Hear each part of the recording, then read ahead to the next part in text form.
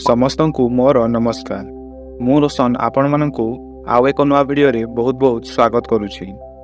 कुहा जाय कि भगवत गीता केवल कौनसी गोटे धर्म पाई नुहे, एहाकु पृथ्वीर प्रत्येक मनीष पढ़िबा एवं बुझिबा दरकार, जहा द्वारा से निजर जीवन रे सुख एवं सफलता पाई पारिबो। भगवत गीता रे 18टी अध्याय अछि ओ सेही 18टी अध्याय रे टोटाल 700टी श्लोक अछि, जहा समस्तंको पाई पढ़िबा टिकिए कष्टकर। सेथिपाई आज आमे भगवत गीतार बहुत गुड़ाए विचार विषय रे आलोचना करिबा, जेउगुड़िक जानिकी भी आपण माने संपूर्ण भगवत गीता को बुझी पारिबे। सेथिपाई एहाकु दिन रे थरुटाई निश्चय सुनंतु। प्रत्येक मनुष्य को कर्म रे विश्वास करिबा कथा, काहेकि ना एही जगत ही कर्मलोक। कर्म आपणक हाथ रे अछि, परिणाम नुहे। सेथिपाई कर्म रे ध्यान दियो, एहार माने कि केवल काम रे ध्यान दियो ओ कष्ट करि चलो। भगवान श्रीकृष्ण कहती कि सबु बेले निजर कामना एवं इच्छा रे बुड़ी रहिबा ही मनुष्यर सबु दुखर कारण। जेतेबेले से एसबुरु मुक्त होई निजर कर्तव्य निभाइबो, सेतेबेले तार जीवन सुखमय होब।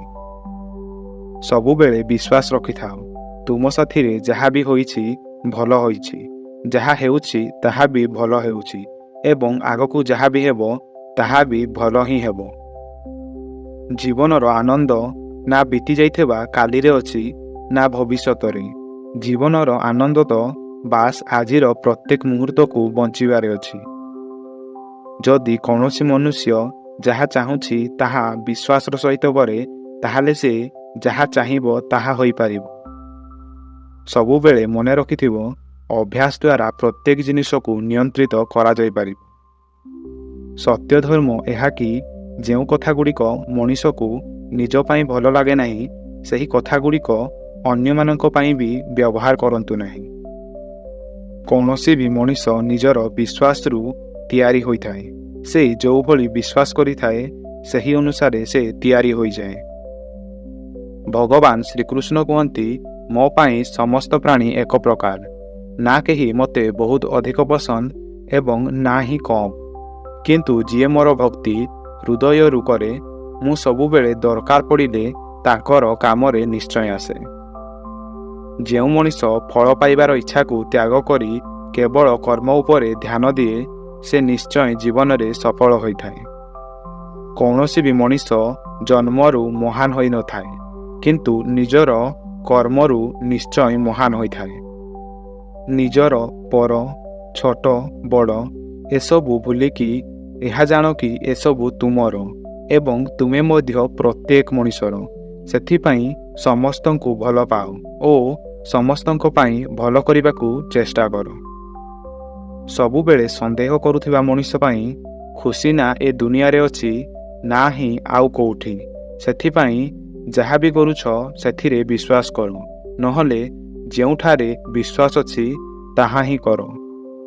सबु बेले जानी रखिबो, जिए मन को काबू करि पारंते नाही, तांको पाई एहा एक शत्रु भली काम करिथाए। निजर जरूरी काम को पूरा करो, काहेकि ना वास्तव रे काम करिबा किछि न करिबा ठारू भल होइथाए। नरक को जीवा पाई 3टी रास्ता अछि, मोहमाया, राग एवं लोभ, किंतु स्वर्ग को जीवा पाई केवल गोटिए रास्ता, ताहा हेउछि भल कर्म। लगातार चेष्टा करिले अशांत मन को मध्य नियंत्रण करा जाय पारिबो।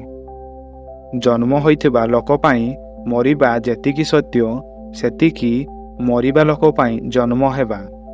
सेथिपाई जहा सत्य से उपरे दुख कर नाही, ताकू आपणाओ ओ आगो को बढ़ी चलो।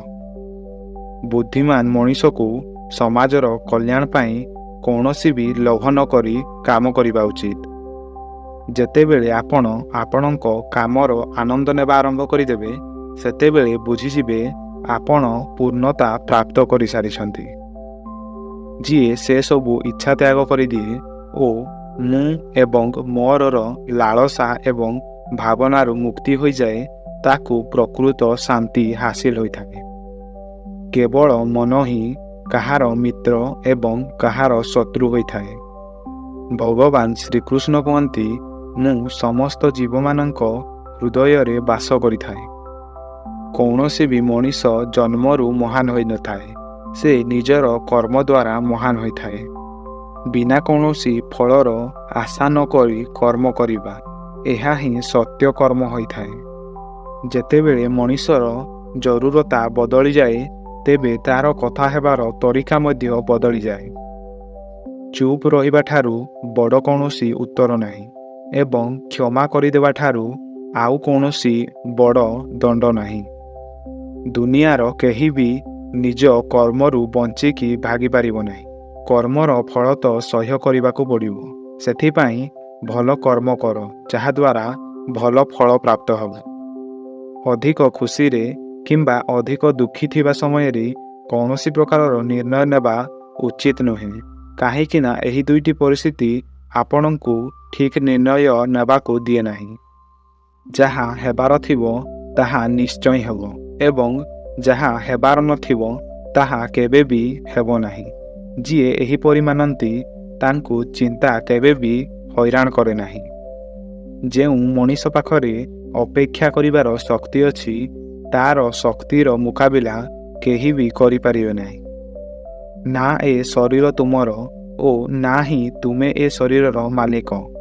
ଏହି ଶରୀର 5ଟି ତତ୍ତ୍ୱରେ ଗଢ଼ା: ଅଗ୍ନି, ଜଳ, ବାୟୁ, ପୃଥିବୀ ଏବଂ ଆକାଶ। ଗୋଟିଏ ଦିନ ଏହି ଶରୀର ଏହି 5ଟି ତତ୍ତ୍ୱରେ ମିଳେଇଯିବ। ତୁମର କେବଳ କର୍ମ। ସେଥିପାଇଁ ଭଲ କର୍ମ କରିବାରେ ଧ୍ୟାନ ଦିଅ। ଠିକ୍ କର୍ମ ଏହା ନୁହେଁ କି ଯାହାର ପରିଣାମ ସବୁବେଳେ ଠିକ୍ ହୋଇଥାଏ। ଏହା ବଦଳରେ ଠିକ୍ କର୍ମ ଏହା ହୋଇଥାଏ ଯାହାର ଉଦ୍ଦେଶ୍ୟ କେବେ ବି ଭୁଲ ହୋଇନଥାଏ। ପୃଥିବୀରେ ଯେଉଁପରି ଋତୁର ପରିବର୍ତ୍ତନ ହୋଇଥାଏ, ସେହିପରି ଜୀବନରେ ମଧ୍ୟ ସୁଖ ଦୁଃଖ ଯିବା ଆସିବା ଲାଗି ରହିଥାଏ। ମନୁଷ୍ୟର କଲ୍ୟାଣ ହିଁ ଭଗବତ ଗୀତାର ପ୍ରମୁଖ ଉଦ୍ଦେଶ୍ୟ। ସେଥିପାଇଁ ମଣିଷକୁ ନିଜର କର୍ତ୍ତବ୍ୟର ପାଳନ କରିବା ସମୟରେ ମାନବ କଲ୍ୟାଣକୁ ପ୍ରାଥମିକତା ଦେବା ଆବଶ୍ୟକ। ଯେଉଁ ବ୍ୟବହାର ଆପଣଙ୍କୁ ଅନ୍ୟଠାରୁ ଆପଣଙ୍କ ପାଇଁ ପସନ୍ଦ ହୁଏ ନାହିଁ, ସେହି ବ୍ୟବହାର ଅନ୍ୟମାନଙ୍କ ପ୍ରତି ଆପଣ ମଧ୍ୟ କରନ୍ତୁ ନାହିଁ। ଶ୍ରୀକୃଷ୍ଣ କୁହନ୍ତି, ହେ ପାର୍ଥ, ତୁମେ ଫଳର ଚିନ୍ତା କର ନାହିଁ। ନିଜର ଜରୁରୀ କର୍ମ କରୁଥାଅ। ମୁଁ ଫଳ ନିଶ୍ଚୟ ଦେବି। ଯେଉଁ ଜିନିଷ ତୁମର ସାହସ ବାହାରେ, ସେଥିରେ ସମୟ ନଷ୍ଟ କରିବା ମୂର୍ଖତା ଅଟେ। ଯେଉଁଭଳି ପ୍ରକାଶର ଜ୍ୟୋତି ଅନ୍ଧାରରେ ଚମକିଥାଏ, ଠିକ୍ ସେହିପରି ସତ ବି ଚମକିଥାଏ। ସେଥିପାଇଁ ସବୁବେଳେ ସତ୍ୟର ପଥରେ ଚାଲନ୍ତୁ। ଭଲ କର୍ମ କରିବା ସତ୍ତ୍ୱେ ବି କିଛି ଲୋକ ଆପଣଙ୍କ ଖରାପ କଥା ହିଁ ମନେ ରଖନ୍ତି। ସେଥିପାଇଁ ଲୋକ କ'ଣ କହିବେ ସେ ଉପରେ ଧ୍ୟାନ ନ ଦେଇ ଆପଣଙ୍କ କର୍ମ କରିଚାଲନ୍ତୁ। ମୁଁ କରିପାରିବି, ଏପରି ଭାବିବା ଆତ୍ମବିଶ୍ୱାସର ଚିହ୍ନ ଅଟେ। କିନ୍ତୁ କେବଳ ମୁଁ ହିଁ କରିପାରିବି, ଏପରି ଭାବିବା ଘମଣ୍ଡ ଅଟେ। ସେଥିପାଇଁ ଘମଣ୍ଡକୁ ଛାଡ଼ି ଆତ୍ମବିଶ୍ୱାସକୁ ଆପଣାନ୍ତୁ। ସବୁବେଳେ ବିଶ୍ୱାସ ରଖନ୍ତୁ କି ଯାହା ଅତୀତରେ ହୋଇଛି ତାହା ଭଲ ପାଇଁ ହିଁ ହୋଇଛି। ଯାହା ବର୍ତ୍ତମାନରେ ହେଉଛି ତାହା ବି ଭଲ ପାଇଁ ହିଁ ହେଉଛି ଏବଂ ଆଗକୁ ଯାହା ବି ହେବ ତାହା ମଧ୍ୟ ଭଲ ପାଇଁ ହିଁ ହେବ। ଯିଏ ମନକୁ ଜିତି ସାରିଛି ସେ ପ୍ରଥମେ ହିଁ ପରମାତ୍ମାକୁ ପ୍ରାପ୍ତ କରିସାରିଛି, କାହିଁକି ନା ସେ ଶାନ୍ତି ପ୍ରାପ୍ତ କରିନେଇଛି। ସେହିପରି ମନୁଷ୍ୟ ପାଇଁ ସୁଖ ଦୁଃଖ, ଶୀତ ଖରା ଓ ମାନ ଅପମାନ ଗୋଟିଏ ପ୍ରକାର। ଯେଉଁ ଦାନ କର୍ତ୍ତବ୍ୟ ଭାବିକି ବିନା କୌଣସି ଶଙ୍କାରେ କୌଣସି ଦରକାରୀ ମଣିଷକୁ ଦିଆଯାଏ, ତାହା ହିଁ ସତ୍ୟ ଦାନ ହୋଇଥାଏ। ଜୀବନ ନା ହିଁ ଭବିଷ୍ୟତରେ ଅଛି, ନା ହିଁ ଅତୀତରେ। ଜୀବନ ତ କେବଳ ଏହି ବର୍ତ୍ତମାନର କ୍ଷଣିକରେ ଅଛି। ଜୀବନର ଅନ୍ୟ ଏକ ନାମ ହେଉଛି ସଂଘର୍ଷ।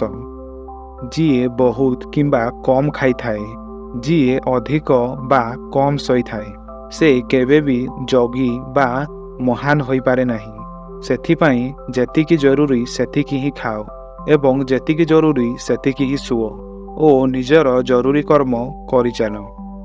ଯେଉଁଭଳି ଅଗ୍ନି ସୁନାକୁ ପରଖିଥାଏ, ସେହିଭଳି ଅସୁବିଧା ଏକ ବାହାଦୁର ମଣିଷକୁ।